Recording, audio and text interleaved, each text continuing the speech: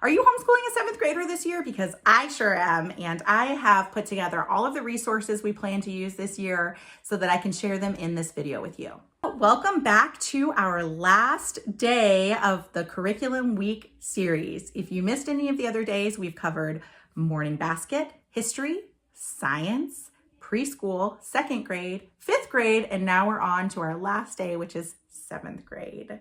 Let's get into it. If you watched my other videos, this is not going to come to a surprise.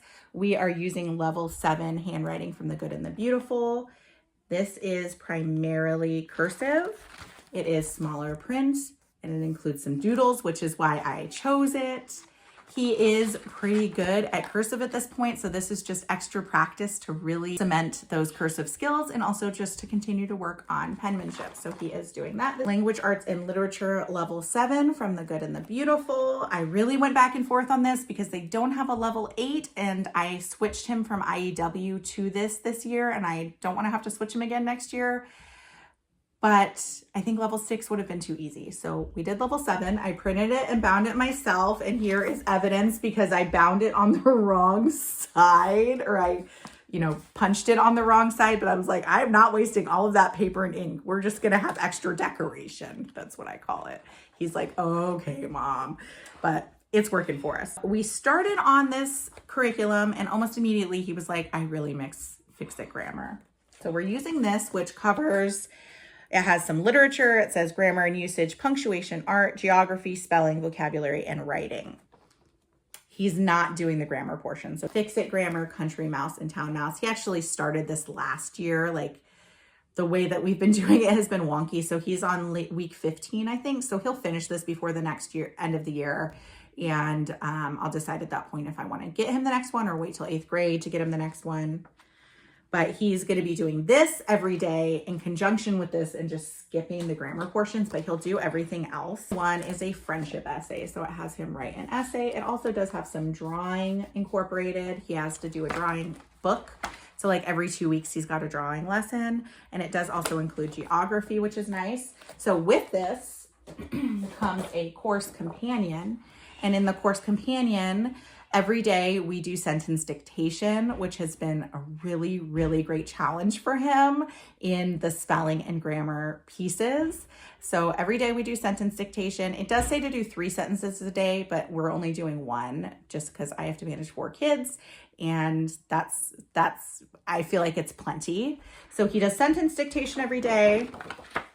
And poetry memorization, he's already memorized his first poem. They had a whole selection of poems in here and he got to choose 2, one for the first semester, one for the second semester. And then it's got a challenging word practice that we work through. We're also working through these state capital letters and he loves geography. He's all about it, but we have not really done a lot of capitals. So this has been a really good introduction for him or lesson for him, not introduction, but good practice for him. So we work through these. We alternate between state and capital letters, ladders, and poetry memorization, and then do the dictation every day. Grammar and geography cards. The case did not come from the Good and the Beautiful. I bought it on Amazon, but it fits them perfectly. They're like extra large index cards. And so he alternates between the geography cards and the grammar cards. He loves the geography cards, doesn't love the grammar cards as much because they're challenging for him and they're taught, the grammar's taught a little bit differently in the Good and the Beautiful than it is taught in Fix It Grammar, but we're sticking with it and doing it. So one day we do grammar, one day we do geography. He has already mastered all of these geography cards because he's really good at like where the states are. He knows all of that stuff because he plays a lot of Stack the States on my phone. But there's some more challenging geography cards on here. So let me show you what we're currently working on.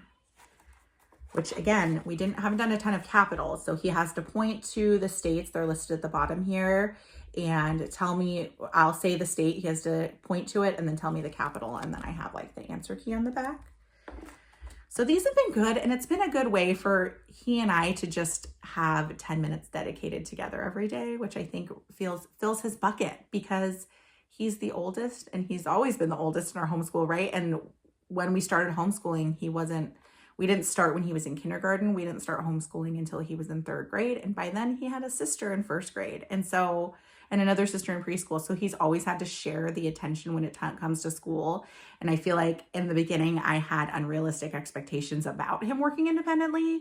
And so I maybe pushed him into it too soon.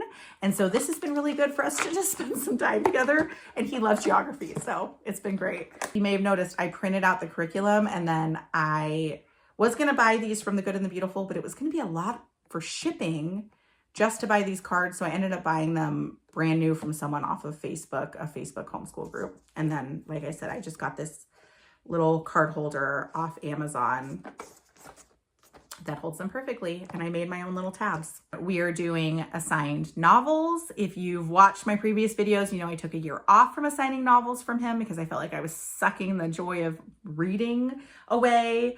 And towards the end of the year, I was really doubting myself because he still wasn't reading, but I gotta tell you, he found some new book series that he loves, and he's a reading machine again. Wings of Fire, which is funny because I've tried to suggest Wings of Fire a few times over the years, and he's been like, no. But then my dad and his wife, they love bringing us books, and it's such a blessing. And they got him a Wings of Fire book, and he read it. It was like a big one, and it was like 400 pages, and he read it in 2 days, and now he's hooked. And so he's reading the Wings of Fire.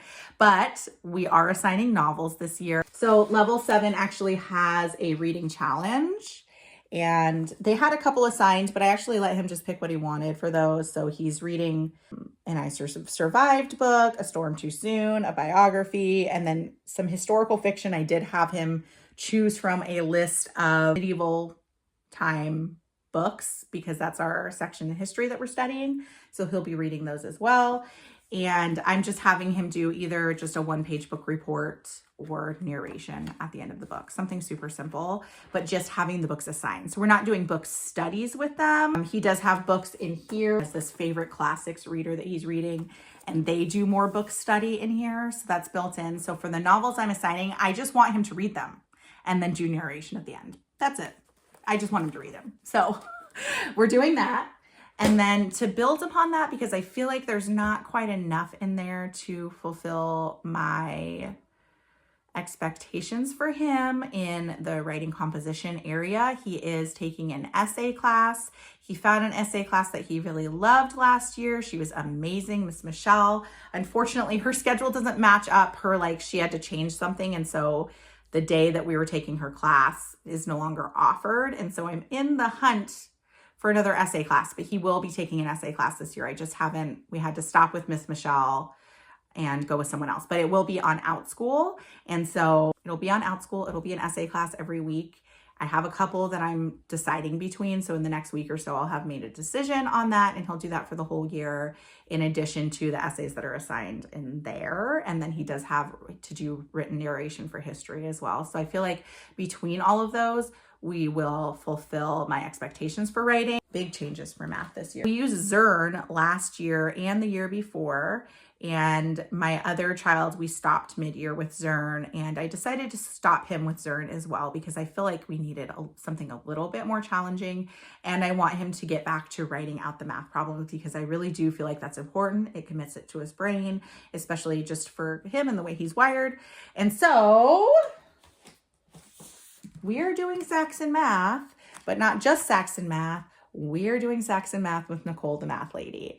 I went to a homeschool conference over the summer, and Nicole, the math lady, was there, and she is hilarious, and her energy is like way up here. She had us all standing up and like dancing around the room, and she's so much fun. And he's loving it so far. He's telling his 5th grade sister, you should do Nicole the math lady. Don't do the Good and the Beautiful anymore. So he might convince her to switch by 6th grade. But it's been really great. So it's a lot of problems. So here's the lesson,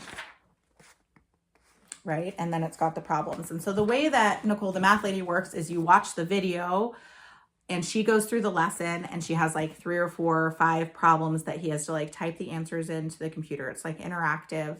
They don't match up with this, I don't think, the lesson piece, but then the review pieces, which is like 25, 30 questions, mixed practice is what they call it.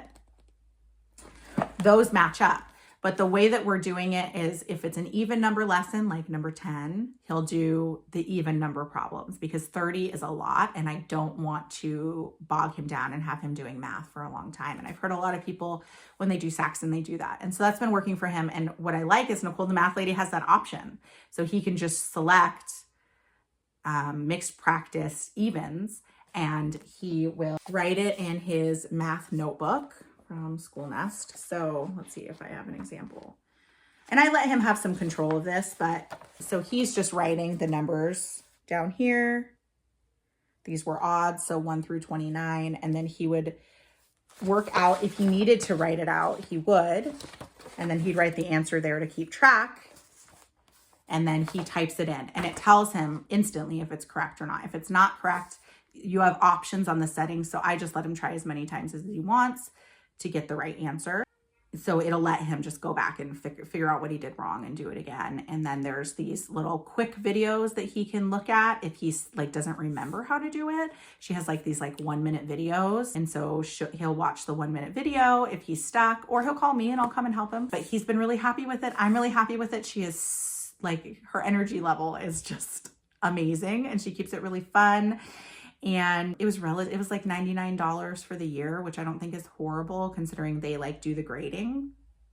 Yeah, I think there's cheaper options too, but I chose the grading. And then his activities for this year is doing Boy Scouts. He just got his tenderfoot rank and he is going to do football and indoor soccer. So right now he's playing football and then he's going to do indoor soccer in the winter spring time period as well, because that's what he wants to do and we're just letting him pick.